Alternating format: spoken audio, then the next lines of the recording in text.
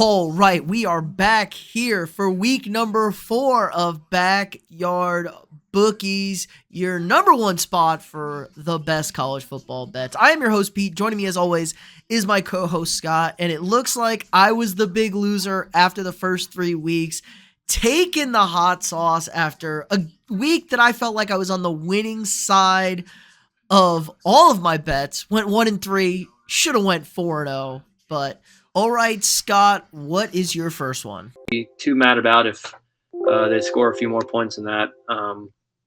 Under with Iowa is always a fun one. So we're going to go under 46.5, Iowa Rutgers. Yep, Friday night game should be an interesting one. Interesting one, to say the least. Not sure what to do with Rutgers because they look really bad. Was it week 0 they played? And they kind of just faffed about with whatever children of the poor team they played. But I think Rutgers has a shot in this one. Maybe put a pin in that as my teaser. But for my first game, we're going to a team that maybe had their best performance ever last week in the history of the program, potentially. Like the Jazz I saw from this one, on this win last week this team had. How about the North Texas Mean Green, baby, 59-10 against the Washington State Cougars. They were laying 6.5. They covered that one easily. Now they're taking on a Black Knights team at West Point. Army was off last week, but Army's had the most bizarre season to date. 2 games. They lost in double overtime week 0 to Tarleton State. Or no, it was week 1. They lost, and then they beat Kansas State in Kansas State 24-21. Kansas State's a dumpster fire. They're a little bit better than a complete dumpster fire right now. So this is a weird one here. I think North Texas is just like not bad. I think they're kind of good. They can move the football. The triple option doesn't really scare me too much on this. And the line on this game is just absolutely immaculate. 1.5 points right now. I'm seeing kind of the consensus is 2. So 2, we'll call it 2.5 right there, 1.5, whatever. We'll call it 2 on this one. I think they go on the road and take care of business. I think this is a North Texas team that could be a sneaky competitive team so far. I mean, they're housing teams. They played Western Michigan was their close game, but they've scored 51, 33, 59. Army's not going to be able to score to keep up with this team. If they put up 30, Army's not scoring 30 in this game against North Texas. I don't care how bad this North Texas defense might actually be, which clearly they're not. I know Washington State did throw 5 interceptions on like 5 straight plays or something like that last week. So I like North Texas this week to cover the 2.5. So obviously with the lines with North Texas this year already, Vegas has no idea what to do with them. No clue. 51-0. The spread was 27.5, and then they played. Oh, they're a good team. We're gonna steamroll Western Michigan 33-30, the 11.5 point spread, and then they throw out a 6.5 point spread and they win by 49. It's just like they have no idea what to do with them. It is a little wild that they're only getting. I mean, I've even seen Pick'em on some places. It looks like Bet River has Pick'em going right now, which is just wild. But nobody knows what to do with this team. I barely know what to do with this team. Yeah, but I think you have the edge here. I think North Texas could beat them. I think they will beat them. I think it's going to be definitely more than 1.5. I guess it has to be. But I like this. Army, I don't think is as good as we think they are. I don't even think we think Army's good. They lost to Tarleton State. Yeah, you lose to Tarleton, then beat Kansas State. That's just – it's 2 teams. Vegas has no clue what to do. They have no idea. They're just throwing out a number, and they're just going to say they're even. Boom. Now let's see which side you pick. So they aren't expecting the degenerates to be betting. Like, what degenerates betting on North Texas Army? Yeah, exactly. So, I like the pick. Could be another one that could go really either way by a lot. Who knows? But 100% of the bets on action are on North Texas. 100%. It's 100%. It says 100% on the betting public. That is crazy. I did not see that. That's pretty ridiculous. Love that. Going back here 1 second. I can't even look at it. That's just wild. That would be a first if we saw that. Maybe it's 99.9 because, Someone's got to have Army, right? I mean, the people just don't believe in. They don't believe in our armed forces anymore. No, they don't. Clearly not. The Tarleton loss might be better than the Kansas State win, honestly. All right, yeah. So for my second pick, going to kind of a fun one here. Two Big 12 quarterbacks that are pretty decent. SMU, TCU. TCU, Jake Hoover or Josh Hoover? I forgot which one it is. Josh Hoover? Josh Hoover. Josh Hoover. He's a dog. Guy's a dog. But also Kevin Jennings is a dog too. They've got two really good quarterbacks. Both teams have scored a lot already. We got 42, 45, 28 for SMU, 42, 48 for TCU. So a lot of scoring in this one, over under 62.5 I'm seeing. When I'm looking at the spread here, I kind of think it's going to be one of those Big 12 back and forth, score. Kind of like the Baylor SMU game was what, 2 weeks ago? Yeah, I think it was week 1. Was it? I'm not sure if it was or not. I think it was week 1. Overtime, 2 weeks ago. 2 weeks ago. So that one went to overtime, double overtime, I think. Maybe just the one overtime. Either way, one of those back and forth ones. So this one, I'm gonna not swallow the points. I'm gonna take the points with SMU here. They're getting 7 points here. TCU's a little scared. They're playing at home. Like I said, Hoover's a dog. They whooped up on North Carolina, so a little scary there. But Kevin Jennings can, he can run the ball a little bit. He knows what to do with the ball. So just really hoping for a back and forth matchup in the Big 12. So we're gonna take SMU plus a touchdown in this one. All right, I don't hate it. Interesting. Like, Jennings actually hasn't really been running this season, and the SMU fans have been losing their damn mind. I saw some shit like that going around. And, the letdown last week was kind of expected after a tough loss against Baylor. I mean, they were up 14 points with 5 minutes left, something like that, and you lose that game in double overtime. So they won the game against Missouri State. I mean, the Bears are feisty. I don't even know how you end up playing that game at Missouri State. What is going on there? And TCU, like you said, just 48 and 42. Their 2 games this season, just hanging 40 like it's nobody's business. So I think it's going to be a high-scoring, fun affair. But the Big 12, ACC Big 12 match, not even a Big 12 matchup, ACC game. Yeah, it feels like one though. It should be. It's really a crime against humanity that SMU is in the ACC. But I agree. I think this is going to be a high-scoring affair, and ultimately, in the end, it's probably going to come down to like a last-second touchdown or a field goal. So worst case, probably a push. Like, TCU wins this game by 7, so I think you're in pretty good spot for that one. For my next game, actual Big 12 matchup, and I believe in points. We believe in offense. Texas Tech and Utah. This is kind of the fun game of the day. Somehow, some way, this game is at 11 o'clock kickoff, and big noon kickoff so 10 a.m. local time in Utah. Yeah. Just ridiculous. I mean, and if it was a couple weeks later, it'd be like a 9 a.m. kickoff. Who the hell knows what daylight time zone they're in over there in the mountains over there.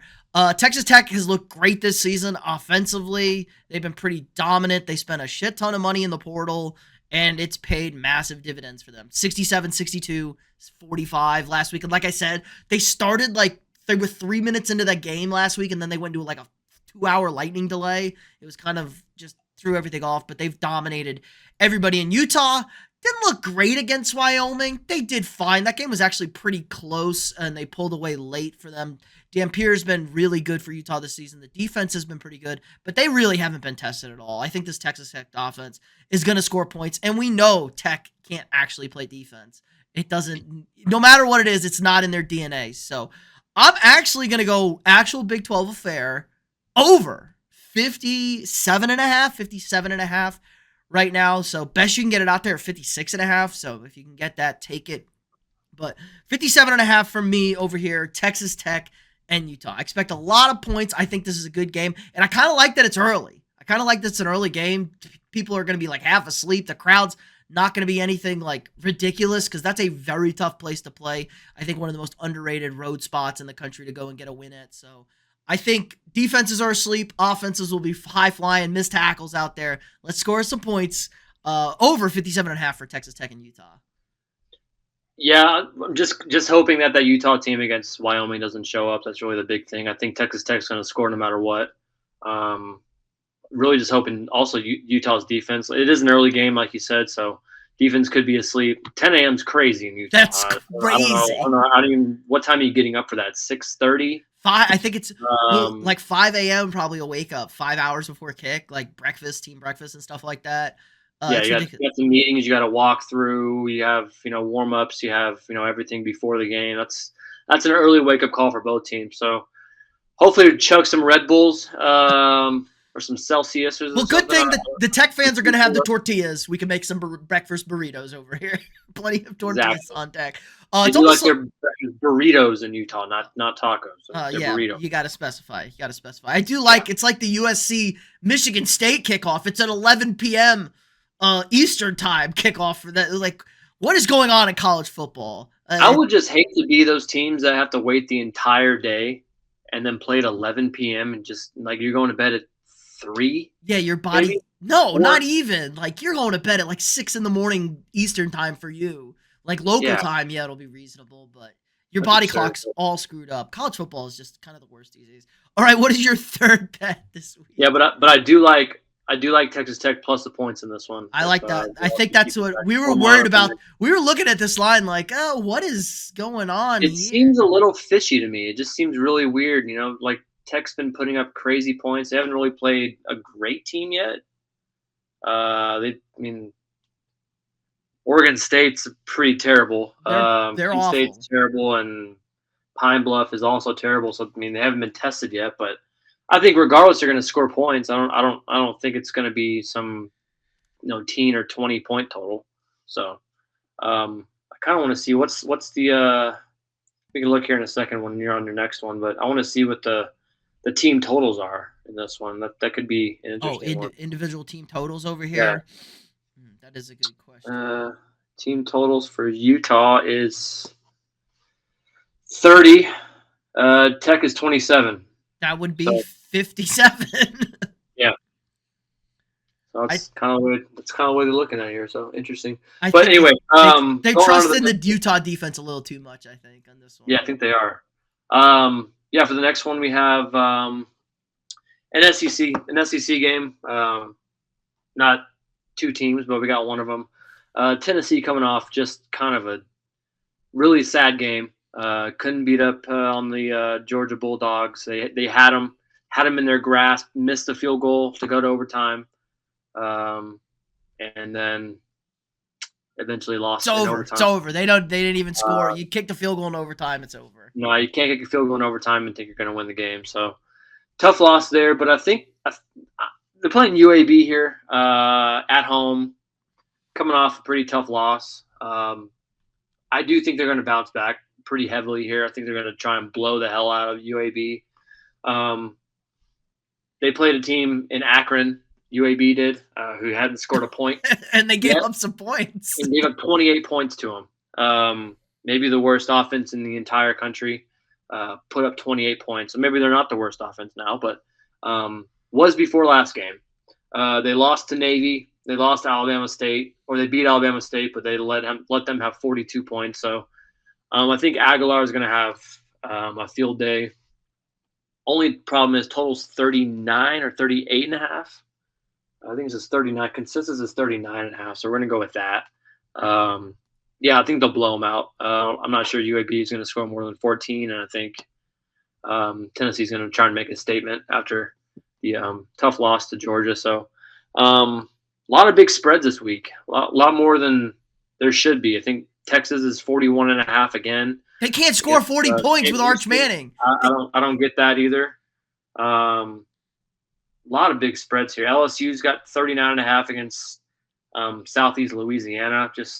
LSU. We're still kind of in the stinker, like week 3, bunch of bad teams. So, in this one, I just feel like Tennessee's gonna come through, and they're not like Texas. They have a quarterback. They're gonna score points. So, we're gonna take Tennessee minus 39 and a half. Well, shout out to our boy Emu, the one UAB supporter, along with Auburn. He hates Trent Dilfer, so I'm sure he's ecstatic about this pick. He said they ruined the program. Yeah, Aguilar, good quarterback. Our guy. He's our new Tennessee quarterback.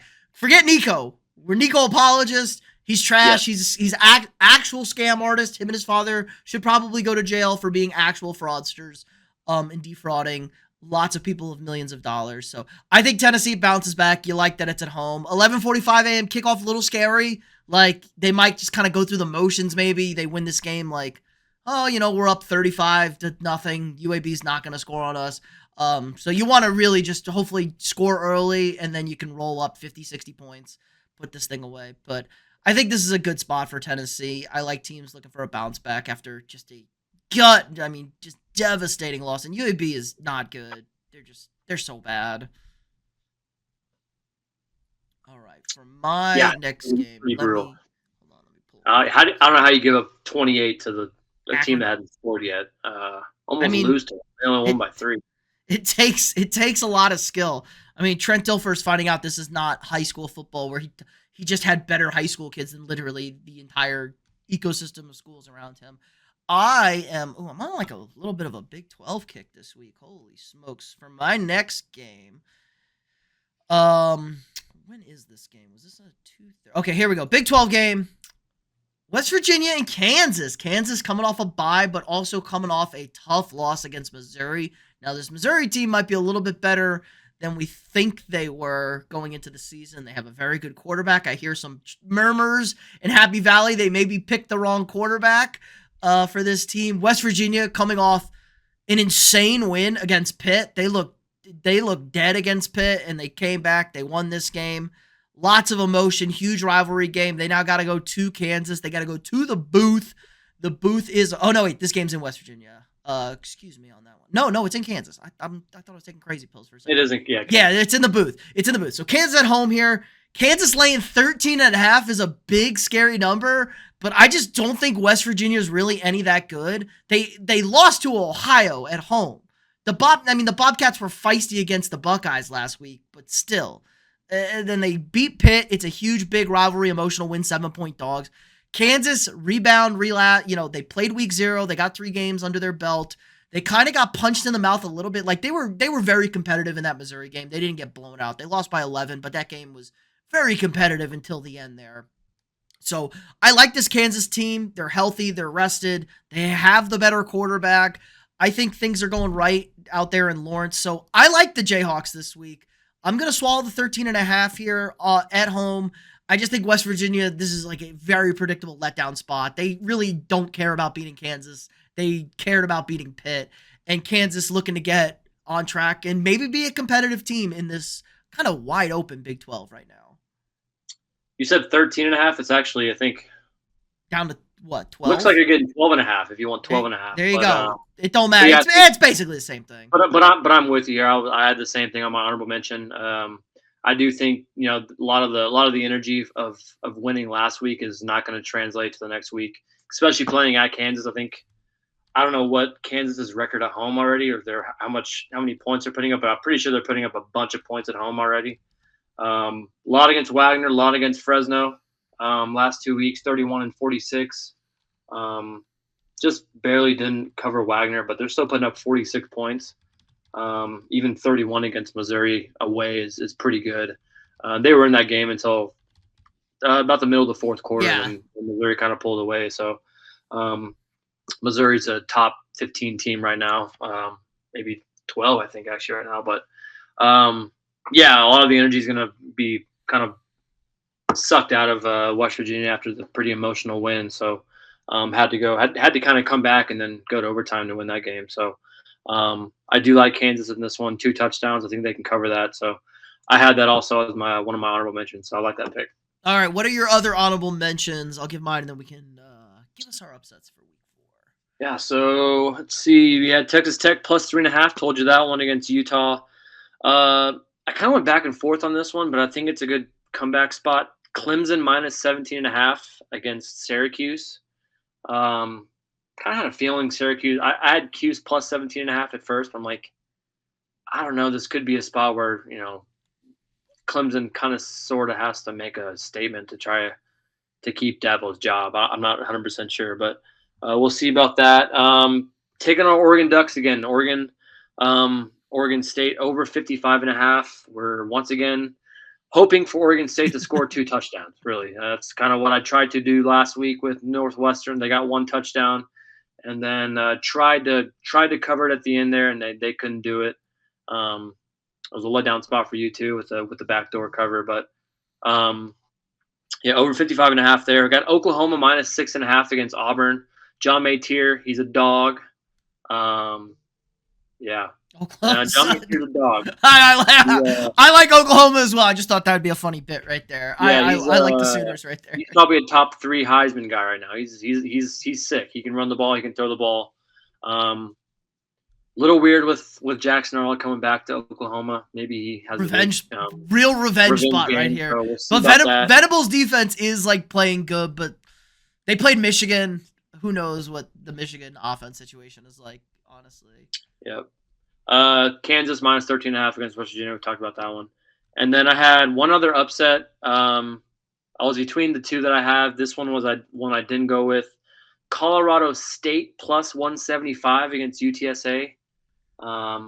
Just an interesting one there. I just kind of figured maybe Colorado State can pull another Colorado off like they did a few years ago against Shador. But those are my honorable mentions. All right, my honorable mentions. I got Baylor minus 2 hosting Arizona State. I think Sawyer Robinson, another Heisman type level guy, did have the kind of mediocre first week against Auburn. Duke minus 3 against NC State, 3 or 2.5. It's kind of floating back and forth there. I think Duke, like, tough loss against Tulane, kind of like the weird quarterback situation. I don't think NC State's really any that good. I kind of like Belichick plus 7 at North Carolina this week on the road. I forget who they're playing. I just had it over there. Whoever North Carolina's playing, they're getting 7 against UCF. I like that for some reason. I think that's a good spot for them. I also liked Oklahoma minus 6.5. I think that's a good one right there. And I had one more. Oh, Memphis plus 7.5 against Arkansas. I think that's kind of a scary little spot for them. Arkansas's got a good quarterback. Could be, a weird spot for them. But what is your official upset for week 4? So kind of scary one. Once again, I like picking the scary ones. I don't know why. But I got Illinois, Indiana. Right now, it's looking like the best you can get with Illinois is plus 205, which is crazy to me. They got they have Altmaier. That's the quarterback, right? Yeah. I get confused with Altmaier, pretty good. I mean, he's been around for a while. I mean, when we pick these upsets, we don't expect them to win, but we want them to win. You're going into the plus 200 range now, so it was plus 170, but it's already starting to creep in the way of Illinois here. I think they were like 4.5 for a little while, and I think it's already creeped up to 6. Indiana put up a lot of points last week. They have the quarterback from Cal, Mendoza, last year. Pretty solid. He played last year, but they put up 73 on Indiana State, 59 on Kennesaw, and then just kind of a kickoff game with Old Dominion. They ended up winning that game. But, Illinois looks like they got pretty good defense. I mean, they've stopped Western Michigan, put up a stinker against them, 0 points for Western Michigan. UNC Wilmington, it looks like, 3 points. Duke, 19. So good defense for Illinois there. They got to stop the quarterback from Cal last year. But the 73 against Indiana State kind of scares me. Their offense must be pretty good. Last 3 games, Illinois did win 48-45 last year, or 2 years ago, looks like.